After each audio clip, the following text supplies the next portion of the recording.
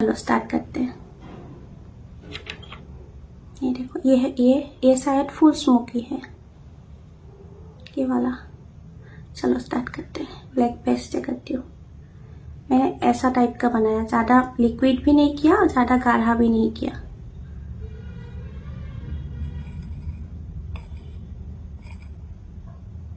ये आप लोगों के लिए।